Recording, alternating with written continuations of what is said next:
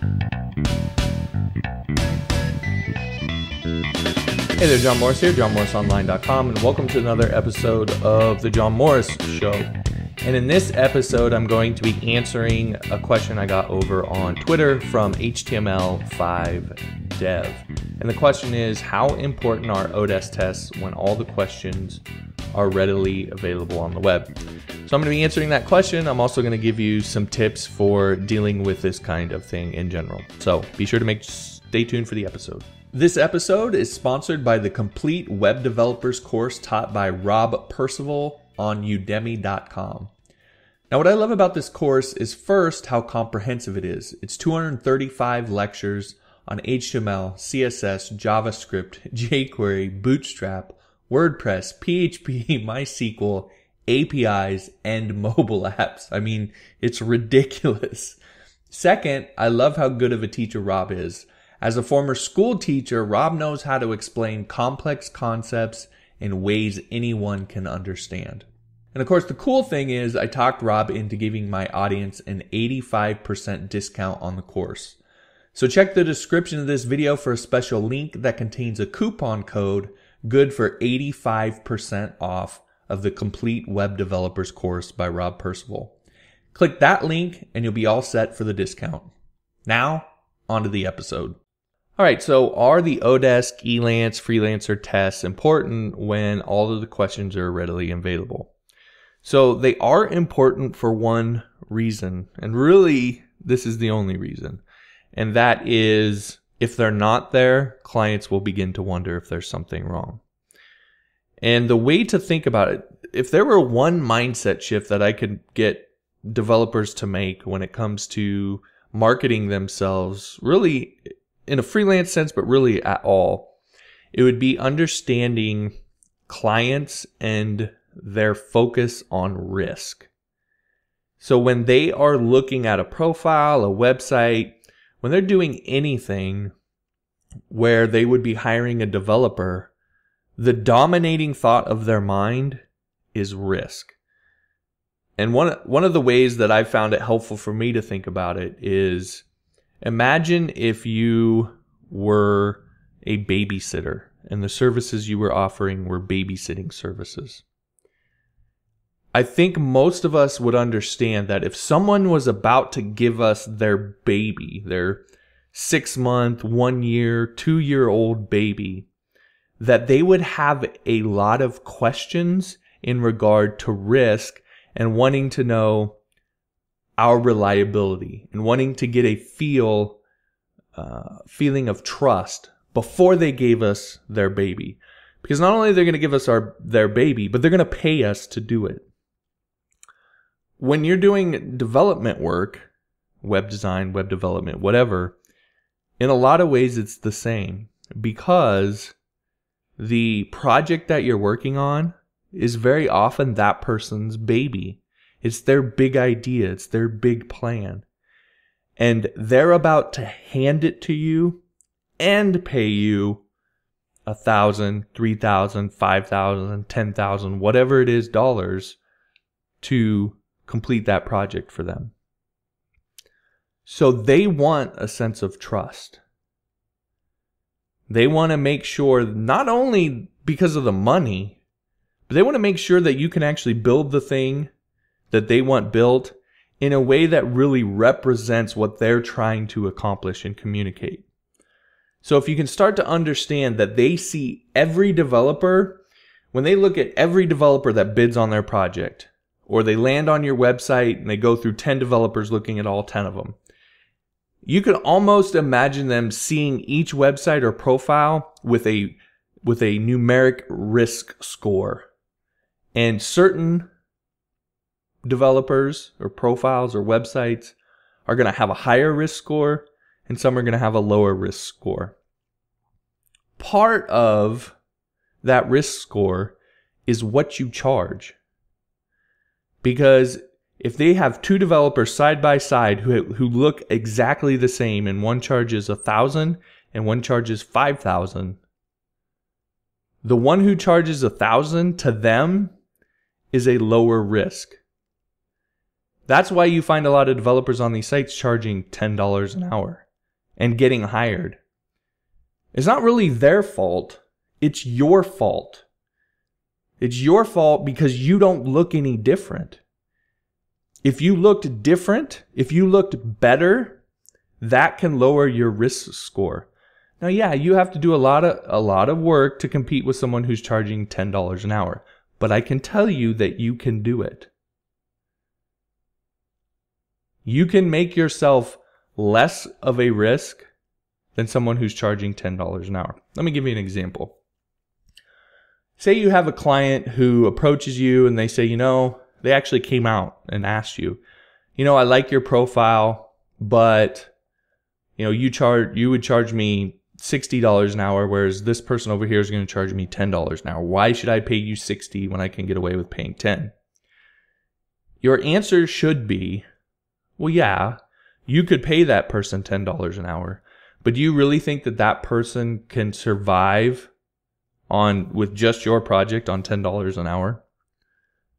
Not very likely. So that person probably has 15 to 20 other projects that they're working on just to make ends meet for them. So do you want someone who is working on 15 or 20 other projects, who's scrambling day and night to get those projects done, who's juggling a whole bunch of different things? Do you want them working on your project, or do you want someone who's charging more appropriately so that I don't have to take on 15 to 20 clients? I can take on, 3 to 4, 4 to 5, and I'm a lot more focused on your project. I'm a lot less scatterbrained, and I'm going to do a lot better work. Oh, and not only that, how much of their attention do you think you command by paying them $10 an hour? What if you send them an email, for example, and have a question, and you're paying them $10 an hour? Do you think you're going to command a lot of their attention? Do you think you're going to get a quick response from them? You might, but it's kind of a crapshoot, especially if they have 15 to 20 other projects they're working on. Now, what if you send me an email or ask me a question or want to jump on a phone call with me and you're paying me $60 an hour or $90 or whatever it is?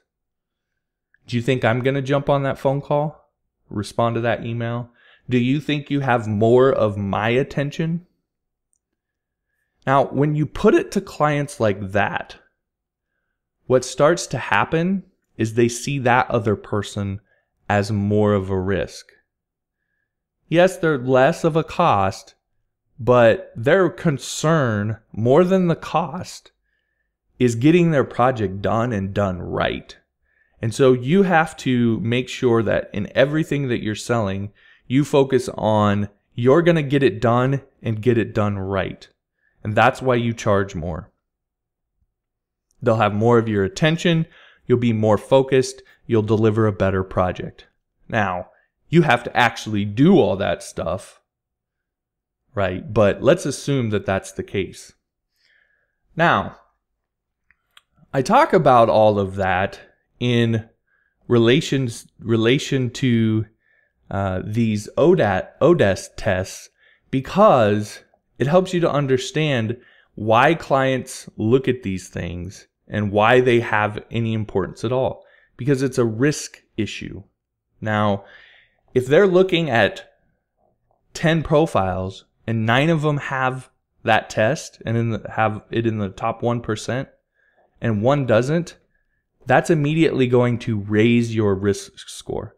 Not dramatically that it can't be overcome, but it will do it. So that's why they matter. The flip side is a lot of clients know that these answers are readily available. So they don't put that much stock on it. Meaning, having it there isn't going to dramatically lower your risk score. It's just going to keep it in line with everybody else's. So there's no one thing that you can do on your profile that's going to make a dramatic difference. What matters is all of the things together. And I think this is where a lot of developers really miss the mark when it comes to freelancing, and whether it be on a freelance site or their own website. And I harp constantly on the idea of specialization to the point I get people who tell me They're sick of hearing about it. The problem is I get questions every single day from people to ask me to look at their profile or their website and tell them what's wrong. And 99% of the time, it's because they're not specializing enough and their profile or their website isn't the key word here, which is congruent.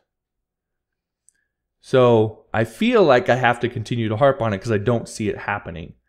But what matters is being specialized, being targeted, and making sure your profile is congruent. It's all the things together. It's that you're targeting a specific niche and your headline, your service description, your testimonials, your portfolio. All those things are congruent with what it is that you're offering. That's what matters. So that's what's going to dramatically lower your risk score.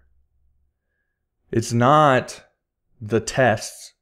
It's not just the certifications. It's not just the portfolio. It's all of it.